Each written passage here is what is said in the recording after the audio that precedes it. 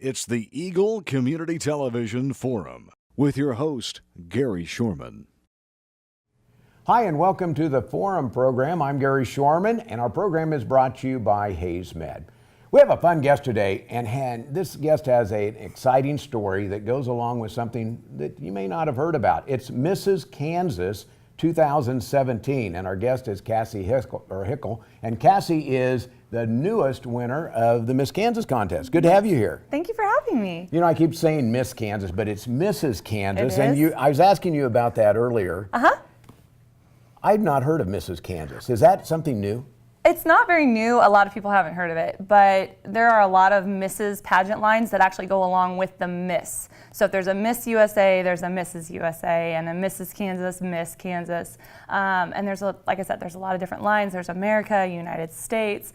I believe there's even one that's like the international line that's a little bit different. And so a lot of different opportunities for people to use for platforms and to kind of get their voice heard on different issues. Well, when I was reading about your story, and you have a unique story, and it's really something that I can see why you're involved in what you're doing. But you talk about the different lines. Why the line of Mrs. Kansas that goes into the Mrs. America pageant? Why that line versus others? I have a very good friend who ran for Miss Kansas, and we were discussing, I told her how much I admired her, and I had recently donated a kidney, and so kind of wanting to get the word out there for living kidney donation. And I commented to her, man, it would be really great. This seems like an awesome way to get your voice heard and to really kind of get your issues heard that you're wanting to get behind, basically.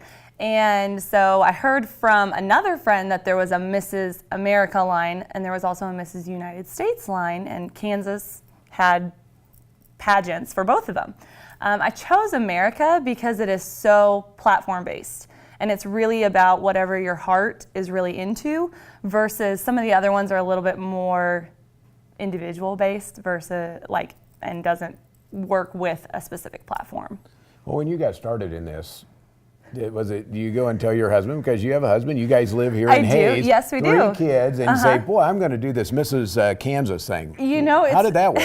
It's really funny. My husband is very, very supportive, and he knows that I'm a very driven person, and so he backs me on about 98% of what I do. But I remember I saw it advertised on Facebook by one of my friends, and I just texted him, and I was like, hey, there's a Mrs. Kansas America pageant. And I said, it's platform-based, and I'm kind of throwing this around in my head, thinking about doing it. He goes, you absolutely have to do it.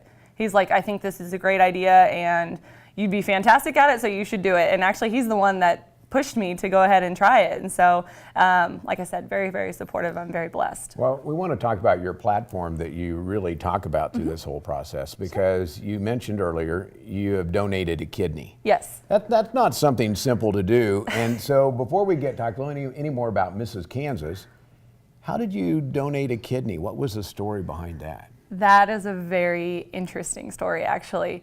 It was July of 2015, and I had a friend of mine on Facebook that posted on behalf of another gentleman saying that he needed a kidney.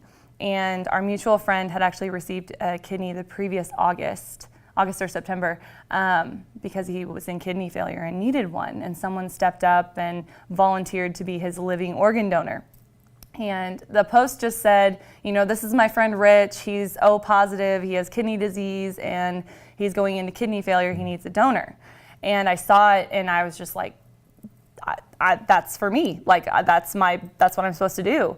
And I actually messaged Rich and then told my husband that I had volunteered to at least begin the process, and didn't hear anything back for about 9 months, because I just assumed they had found somebody.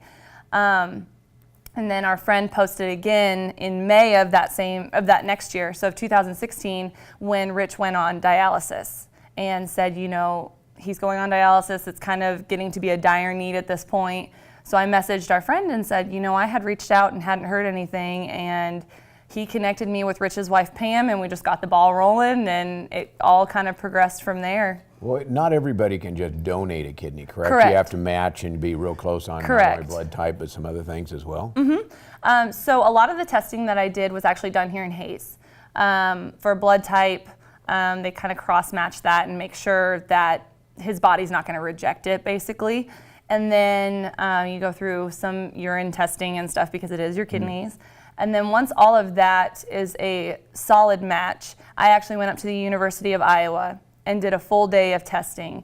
And a lot of that was to check on my health and make sure that I didn't have any family history of kidney disease or high blood pressure, anything that would put me at risk for needing a kidney in the future or needing both of my kidneys. And then that had to be the biggest question of that, because you do have two of them. You give one away, right. And now you don't have that backup. Right. Well, and it's really interesting. The human body is really cool. My one kidney will actually take up a lot of the. I'm not at like 50% kidney function now. I will end up between 75 and 80% kidney function. So it kind of compensates for that one that gets taken.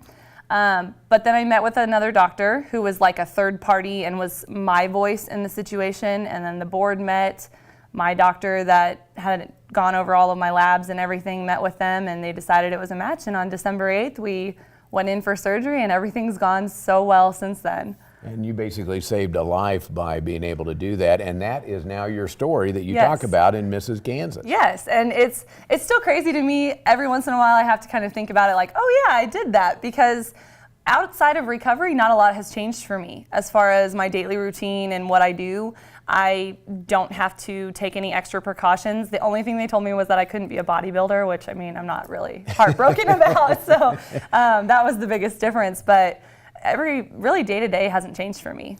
Now, have you been in pageants before? No, this was my first one. So the very one you start, and you're obviously a mom, and Yeah. so you have family to take care of, you have a husband that takes care of this. So to go do that, I want to find out about these pageants and what they do, kind of what you did to tell your story, because I know you weren't the only person there competing. There were others competing as well. Yes. So I want to find out more. So stay with us here. We're going to take a break. We're going to come back again with Cassie Hickel, who is going to be talking about what happens in the Mrs. Kansas contest. Stay tuned. Hayes Med is your first and best choice for healthcare. They're the only facility providing tertiary level services in this region. With more than 70 physicians and 26 specialties ranging from heart, orthopedic, spine care, cancer, obstetrics and gynecology, wound care, rehabilitation and surgery, including the Da Vinci robotic surgery, Hayes Med is your comprehensive health provider for people throughout Western Kansas. Hayes Med, helping people be healthy. Are you frustrated with Wi-Fi dead zones in your home? It happens when you don't have Pulse, the cutting-edge Wi-Fi solution from Eagle Communications. A Pulse-certified Eagle technician maps your home, then installs a dual-band modem and router, plus discrete access points to deliver wall-to-wall Wi-Fi with no dead zones. Pulse powers all your family's devices in all the places you love to live. Get Pulse. Wi-Fi made simple. Only from Eagle Communications. Call today. Welcome back to the second half of our forum program. Our guest is Cassie Hickel, and she is a Mrs. Kansas winner from the recent pageant. And Cassie's going to be going on to compete in the Mrs. America pageant coming up in August, correct? Yes. So what do you do to win? What do you do to win a Mrs. Kansas contest? It was kind of a lot of, I call them like stumbling blocks and then overcoming them along the way, because I did have a lot of adversity that I was met with. Because you've never been in a pageant before. Correct. Yeah, it was outside my comfort zone a little bit, but it was kind of like with the organ donation, I felt that this was something God was calling me to do, and this was supposed to be my platform. And so I started out by finding a coach, because I had never done pageants before, and interview is a really big part of your final score. It's about 50% of your final score. So you have to know how to answer the questions, kind of what the judges are going to ask you, and those kinds of things. And I had a friend who ran for Mrs. Mississippi America, and she actually was kind enough to give me her coach's information, because I had a coach and then she kind of quit on me right before we were leading into the pageant. So stumbling block number one. But she was wonderful. Her name was Sandra, and she is from like Alabama. So we did a lot of FaceTiming, a lot of interview sessions. So you basically. practiced to Practiced that, practiced the walk for the swimsuit, which is 25% of your score, and then evening gown is another 25%. So you have to find one that fits you well, and then you also have to be able to walk in it because they're big and heavy and you don't usually walk around in an evening gown and 6-inch heels every day, so it's a lot to do. But she was phenomenal, and I felt very prepared going into it. But like I said, interview's a big part of it. And so we kind of went into a room with about 6 judges, and they each got to ask us whatever questions they wanted to, whether it was platform-based or, hey, tell me about yourself. Why do you want to win this title? What does this mean for you? All kinds of things. And you just have to be prepared and not say all the time and keep a smile on your face and kind of just walk your way through it. Was that the most intense part? I think so, yeah. I was it's funny to say this, I wasn't nervous about any of it. And anytime I'm not nervous about something, I know it's something that God has his hand over it and he's really, watching out for me. And the interview part of it was the part I was most nervous about, because being on a stage with the bright lights, you can't really see anybody anyways. So as long as I don't fall on my face, I'm good. But the interview is very one-on-one, very intense, and I wasn't sure, how laid back the judges were going to be, how conversational they would be, or if they were there to try and trip me up. And they were just super kind. A lot of them, it was their first time doing an interview for a pageant specifically, and so we kind of had that in common. I had one judge that was like, this is my first time doing a pageant, so if I say something wrong, I'm sorry. I'm like, well, it's my first time doing one too, so if you say something wrong, I'm not gonna know. But it wasn't as intense as I thought it was gonna be. So you get through that, you win. When did you know, or when did you think that you were the winner? It's so funny. I've had this question so many times, and they took it from, and Mrs. Missouri and Mrs. Kansas were done together. So there were 7 from Missouri and 5 from Kansas. They announced the top 3 from Kansas, and I was in the top 3, and I was like, feeling pretty good about it. And I felt really good about the whole pageant. I did my best. If I wasn't gonna win, I knew I had tried as hard as I could. And then the top 3 get an onstage question. And as soon as I got my question, I knew exactly how I was gonna answer it. And once I finished that, I kind of had this finality about it. I just felt like, not necessarily that I was gonna win, but I had done as well as I could. And then when it got down to the final 2, it was funny because the final 2 were the final 2 that we had practiced with in rehearsal just as a fun run. And we both ended up getting the exact positions that we had practiced in rehearsal, which was kind of funny. But when it was down to the final 2, I remember thinking in my head, oh my goodness, I could actually win this. And then my exact next thought was, I don't remember how I'm supposed to walk if they crown me. And I made it through it just fine, but yeah, it was still very surprising to me. And I don't think I ever had a moment where I was like, okay, I have this in the bag. It was just, I did the best I could, and if I win, it's great. If not, I know I did the best I could. What was the competition like? Because obviously you're very talented. You have a great story to tell. Thank you. And so I can see why you're a winner. But I know there's some other good stories and other people out there too. So was the competition, were you surprised with those who you were competing against? It was really interesting because everybody has their own platform, and all of the women had a tie to their platform. Their heart was very in it, whether it was something their child had gone through or something, the gal that won, Mrs. Missouri, her platform was Alzheimer's and her mother has Alzheimer's. So everybody had their heart really tied into their purpose and plan. But the difference between a Mrs. Pageant versus a Miss Pageant is the level of maturity that's there. And backstage when you're running around trying to change into your swimsuit or get glued into your gown, which was basically what happened with me, there was a really good sense of camaraderie. It wasn't really catty or, I don't know, pageants have such a stereotype of women who are out there just to they call them win the crown, like a crown chaser. And I didn't get that vibe from majority of the women that were there. Well, let's talk about that next step, because you did this, you went to the work, and obviously a lot of training, timing, all that sort of stuff to go into this. You now have the crown. Yes. You look great. You have a banner right here, Mrs. Thank Kansas you. right there. What do you do next? Because you want to tell this story. Or, you get to do programs like this. You tell about your organ donation that you've done. What takes you from here? Because now the next step is in Mrs. America pageant. Yes, it is. That's in Las Vegas in August. And really up until then, the neat thing about winning this title is that since everybody's platform is different each year, for the most part, you kind of get to do whatever you would like, as far as who you want to speak to, who you want to represent. And I'm working with the National Kidney Foundation. I actually started working with them prior to choosing the pageant as my area of voice, I guess I would say. And so I'm working with them, but I've actually been contacted by several people who run nonprofit organizations, whether it's for people who need kidneys or those who have even donated, who have been a living organ donor, and it's kind of like a support group. And they want me to be a voice for them and, come and speak for different things. And I think that's the coolest thing. I was recently asked to speak for I'd call it like a preteens devotional group. And I think that's been that's the one that has touched my heart the most, because it's like I get to impact these young kids and really show them that although I have a title and like there's something that I've worked towards, it's really been God's plan the entire way. And that's really neat to get to share with people as well.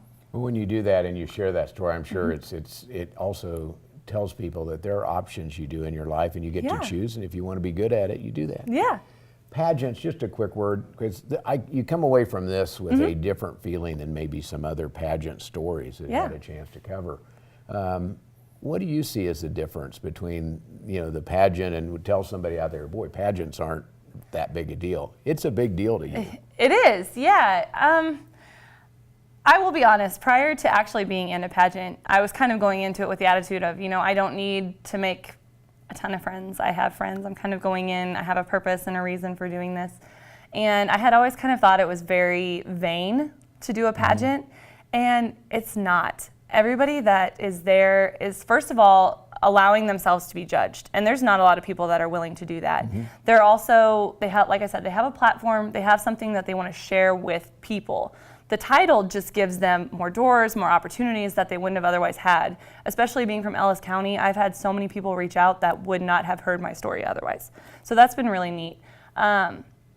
But pageants are a camaraderie. There's a chance to build friendships and relationships. And like I said, it's just a lot of new doors and opportunities that you wouldn't otherwise have. But it's a brave person that gets up there and is willing to put on a swimsuit and a gown and just be like, here I am, judge me. Here's a number, yeah. Yeah. Well, it's great to have you, and your story is wonderful. If somebody wants to follow up, find out more about whether participating in the Mrs. Kansas pageant, what that takes, or they want to find out more about kidney donation or some of those other things, how do they find you? They can reach me several different ways. I'm very active on Facebook. They can reach me on my personal page, which is just Cassie Hickel, or they can reach me via the Mrs. Kansas America page. I have access to that and run that as well. I'm on Instagram and Twitter. I'm basically on all of them. So anything with my personal name, they can reach me through that. Well, you're a great Mrs. Kansas. Congratulations, and I hope you do well in the Mrs. America pageant. Thank you. Cassie Hickel is our guest here on the Forum program. The Forum is brought to you by Hayes Med and by Eagle Communications, our community connected. It's a beautiful day in our super high-speed internet great customer service neighborhood. Like you, this is where we live. In fact, our company is employee-owned, so it's our goal to improve the quality of life for everyone in our community by delivering faster, more reliable internet, clearer, more feature-laden phone service, quality TV channels, all with the level of customer service you'd expect from people who are your neighbors. Eagle Communications, our community connected.